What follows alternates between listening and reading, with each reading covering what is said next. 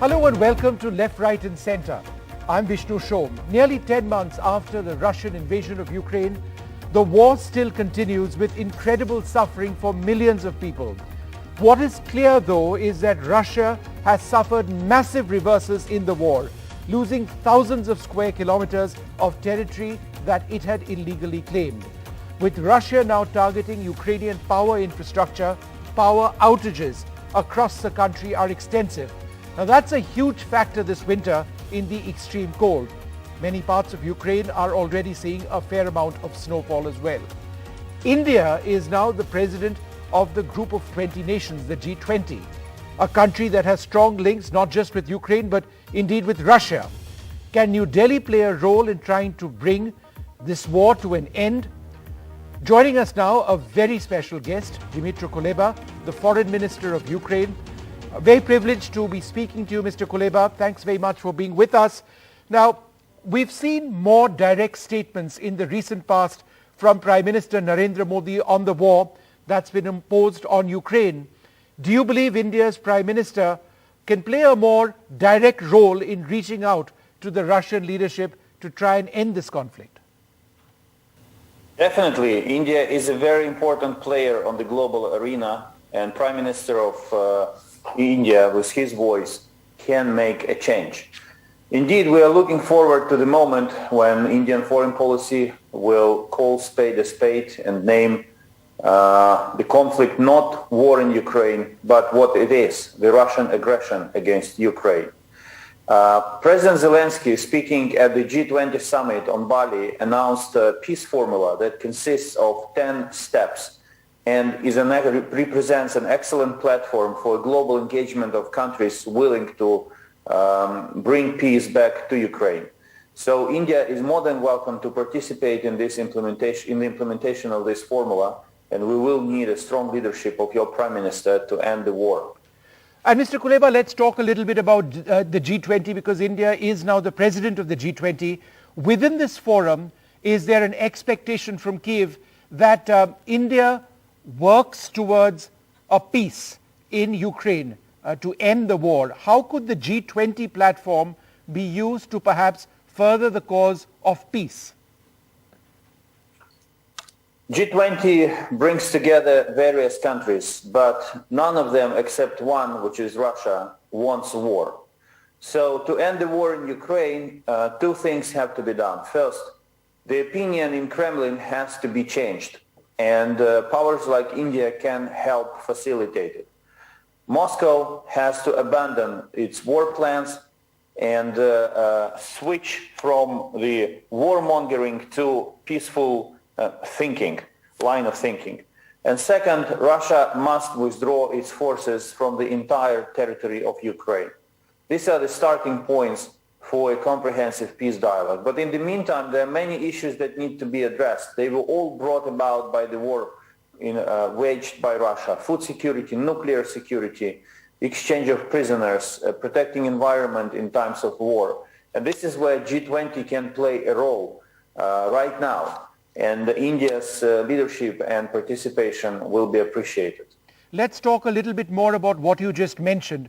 You've actually laid down a couple of key points that need to be discussed. The exchange, for example, of prisoners of war. Is there a particular formula that you or President Zelensky has in mind? A peace formula? Yes. The formula that my president presented has exactly this name: Peace Formula by President Zelensky. 10 very simple steps which countries can work on in order to put this war to an end. And the 10th step in this formula is the signing of the peace accord. Ukraine wants peace more than anyone else. But now, as we are talking with you, I'm sitting in my office and we are anticipating another massive missile strike on Kiev by Russian forces. They will be hitting our critical energy infrastructure. And I'm sure you and your viewers will agree that when a country wants peace, it doesn't attack its neighbor with hundreds of missiles.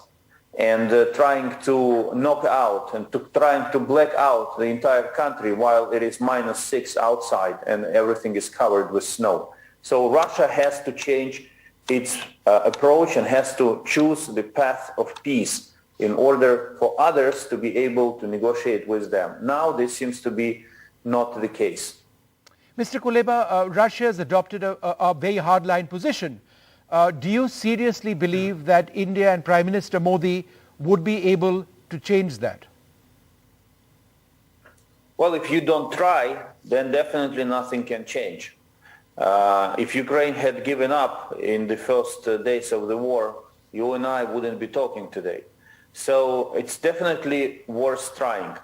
And we've seen some encouraging messages coming from your Prime Minister, and when he said that this is definitely not the time for war.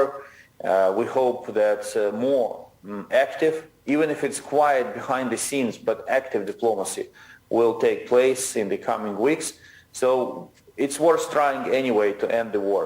But we have to keep in mind that the starting 2 points are the ones that I mentioned. Putin has to change his mind, and second, he has to accept the fact that Russian army must withdraw from Ukraine.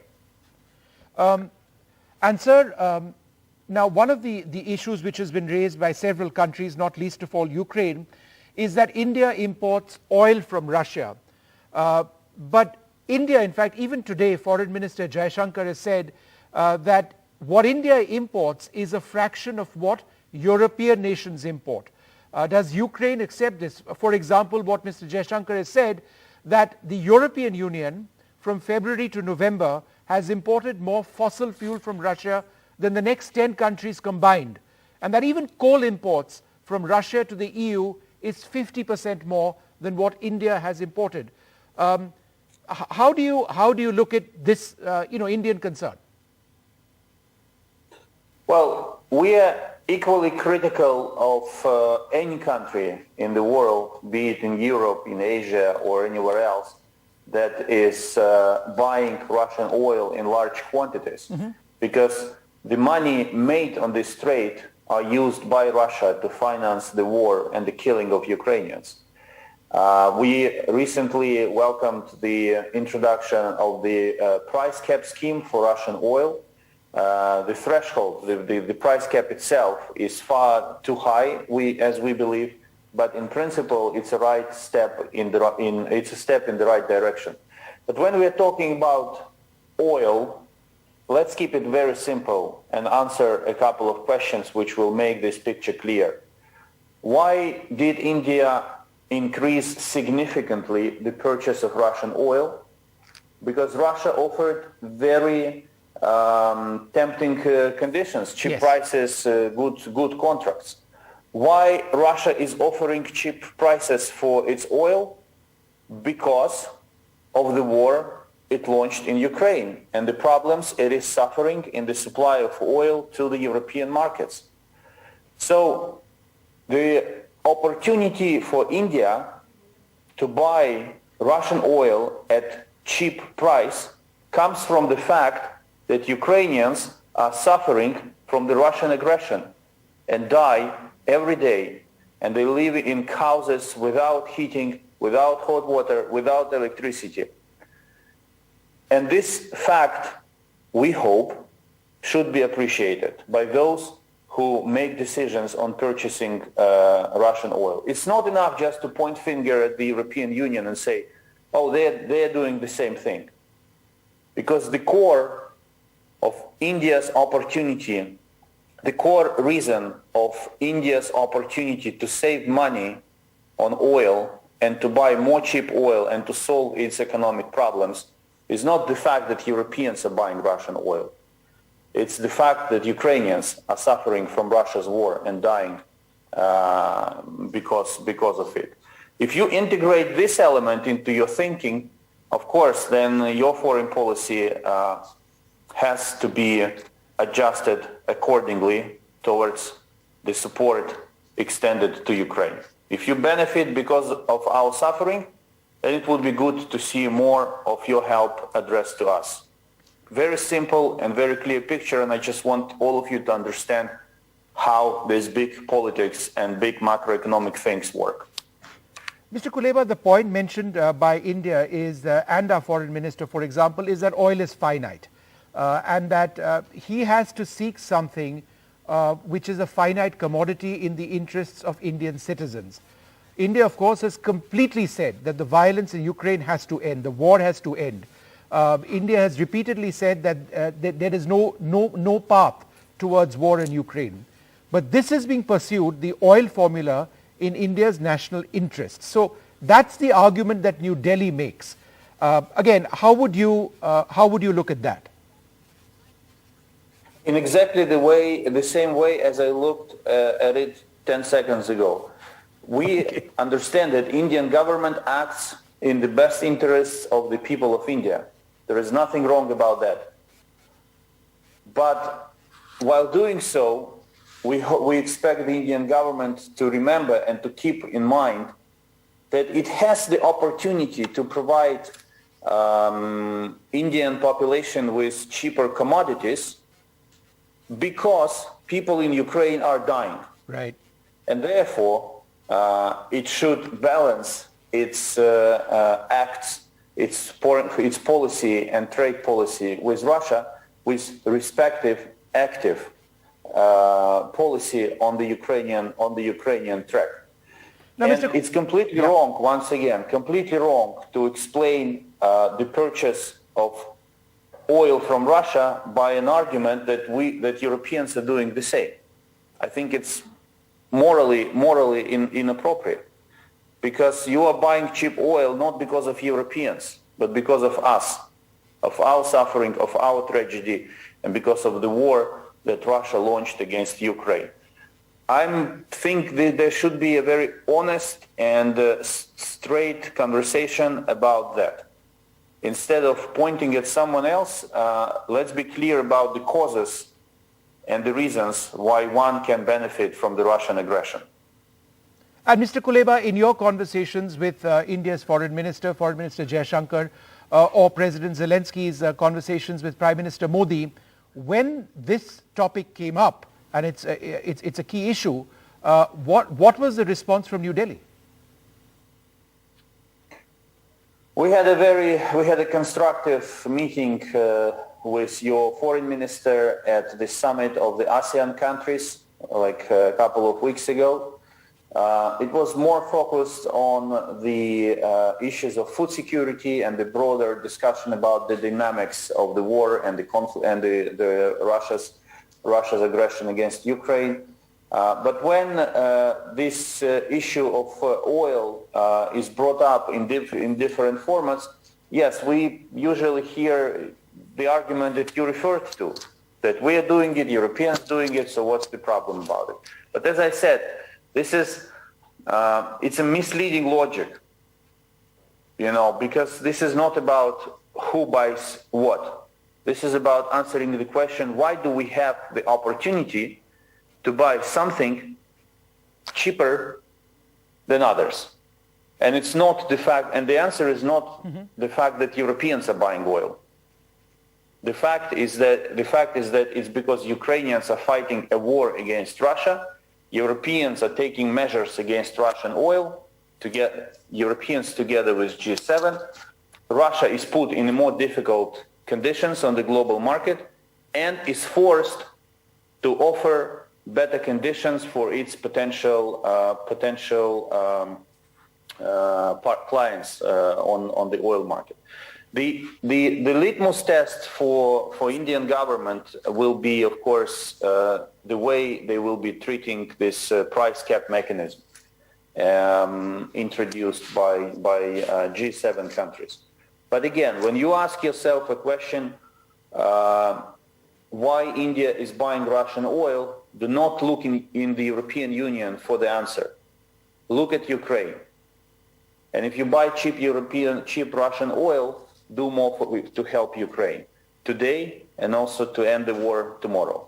It's very simple. Mr. Kuleba, you were talking about impending missile strikes once again on Kyiv. Now, Russia continues to target power plants, including those outside Kiev, and infrastructure across your country. What are the implications of this for the people of Ukraine from a short-term and a long-term perspective, and also in terms of revival of the Ukrainian economy?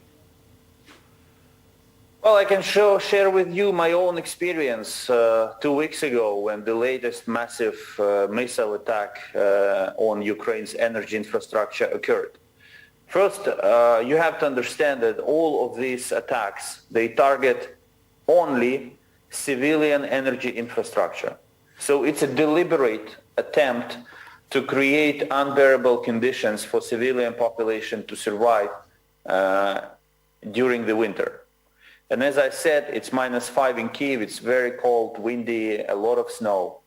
And 2 weeks ago, when entire Ukraine was blacked out, I came to my house, to my home where I live in an apartment, and there was no light, there was no water supply, there was no heating. So we used candles to lit up the apartment. We bought fresh water to have something to drink and to use for cooking purposes. And this lasted for, and it was extremely cold in the apartment, I must say. So, and this lasted for a little bit more than 30 hours. Right. Now imagine that every new massive missile attack will cause a blackout that will last more and more days.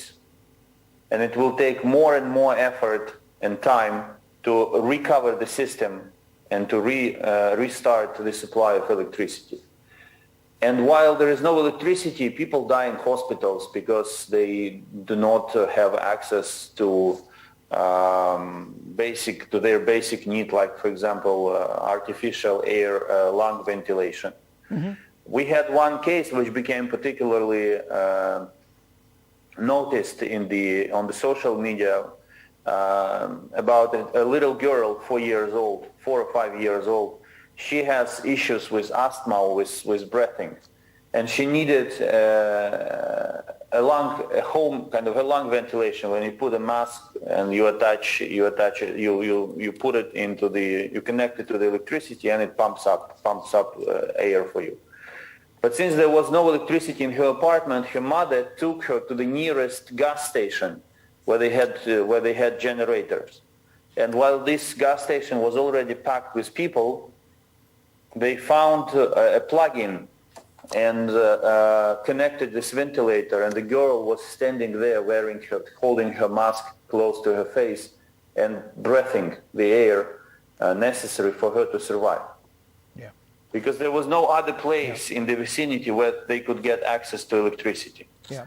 So this is the reality that is happening in the capital, not only in the capital of Ukraine, it's a 4 million city, but also all across the country.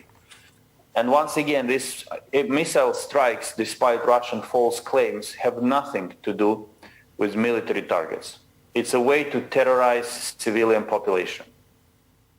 Mr. Kuleba, a lot of those missile strikes have come from Russian warships in the past in the Black Sea. Now, we've seen this drone attack on Sevastopol, and we've seen the Russian fleet, by and large, being silenced in that they are back in the port. Do you believe that you have been able to control the operation of the Russian Navy in the Black Sea? Well, as long as Russian vessels, Russian ships will be used to launch rockets on Ukraine, it won't be possible to say that the situation is under control and their military potential is gone. No, unfortunately, Crimea, the occupied Crimea, and the Black Sea fleet of Russia is they are both active participants of the military aggression against Ukraine. Crimea is being used as a territory, as a huge military base, and of course, Black Sea fleet is used by Russia to launch missiles to hit targets across the entire territory of Ukraine. Mr. Kuleba, drone attacks have come to define, it's come to define this war, but certainly in the last few weeks, as you mentioned, attacks on your cities. I'd like to talk a little bit more about how these attacks have been indiscriminate, because it's not just infrastructure which is being hit, but parks which are being hit, residential buildings which are being hit as well. So the entire argument that Russia has been targeting military facilities, that's always been incorrect. Well, as of now, Russia is targeting specifically civilian infrastructure. The military, there is an active fighting taking place on the front line, and you have to imagine that the active combat zone in Ukraine is 1,500 kilometers long. Yeah. So this is the front line along which the fighting takes place, and there are air attacks, some missile attacks along the front line to destroy military positions. But this is the only area where military targets are being hit. But look at the map of the missile strikes over the last weeks, and you will see that Russian missiles and Iranian drones, then they were used to hit targets all across the country. And in all of these cases, they were targeting our critical energy infrastructure very specifically. Our problem is that our electricity grid was built during the Soviet times, and therefore Russia has all the maps and technical documentation necessary to identify precisely the most critical elements of our energy infrastructure. And they hit it one by one, knocking out one transformer after another, one compressing station after another. They do it in a very systemic way with only one purpose: to terrorize the population of Ukraine, to create unbearable conditions for civilians, and to break us down. Yep. But they're not going to break us down. Whatever they do, we will survive and we will prevail. Mr. Kuleba, there's been an incredible military victory in Kherson, to the south of your country. Will winter bog down Ukrainian forces as you attempt to regain control of other cities, including eventually Melitopol or even Mariupol? We will not stop for a single day, because every pause means more time for the Russians to dig into the ground, to build fortifications, and to strengthen their defensive lines in the occupied territories of Ukraine. So we will continue our operations, but of course we are also humans. We need soldiers get tired, but they are fighting for their land. They understand how high stakes are, and they will continue moving forward in every direction we can. Mr. Kuleba, the world is worried not just obviously on the war, but the possible use of tactical nuclear weapons by Russia. Do you believe this is a threat, or do you believe that this becomes a more realistic possibility given the territory that Ukraine is recapturing? Well, of course, when you fight a war against Russia, you have to be ready for any scenario, because Russia is fighting in a pretty treacherous way, if I may put it this way. But recently we've heard some important statements coming from China and other places on the inadmissibility of the use of nuclear weapons.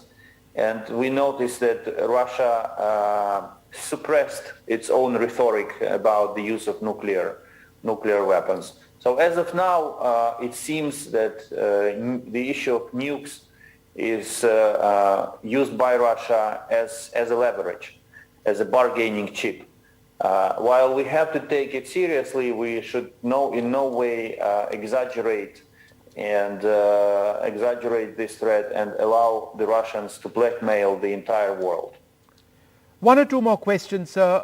Can you share with us the experiences of Ukrainian soldiers on the front line who often come or have come across Russian recruits being willing to surrender? Well, there are Russian recruits who are willing to surrender, but there are also Russian mercenaries from the Wagner Group, who are, it's a private military company, who are mostly recruited in Russian prisons. So these are criminals serving their sentences in Russian prisons.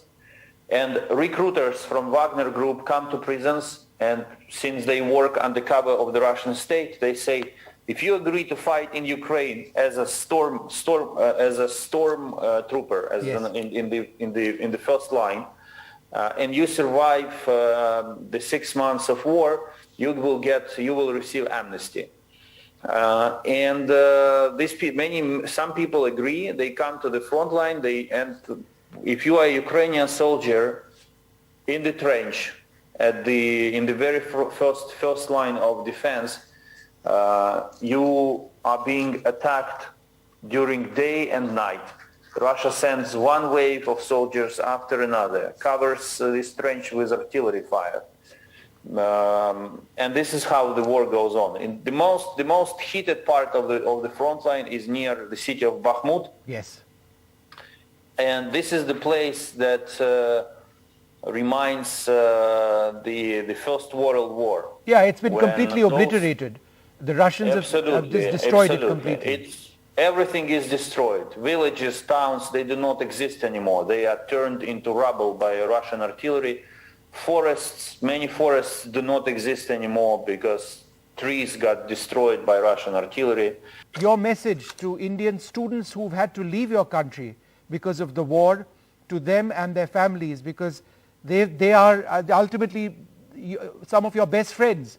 They've come to your country, they've come to your country to study, they've had the love and support of their teachers and their Ukrainian friends. What is your message to these young men and women and their families? Come back when Ukraine wins. All right. You were always an integral part of our society, and together with you, we want to celebrate Diwali together in the city of Kharkiv, in the eastern Ukraine, where Diwali became part of the local tradition. So come back when we win, and in the meantime, pray for Ukraine and support Ukraine by all means available to you. All right. Well, Mr. Kuleba, thank you very much for speaking to us, and do stay safe, in the crisis that you face, and hopefully sooner than later there will be peace in your country. Thank you very much for speaking to us once again. Thank you. All the best to you. Stay safe.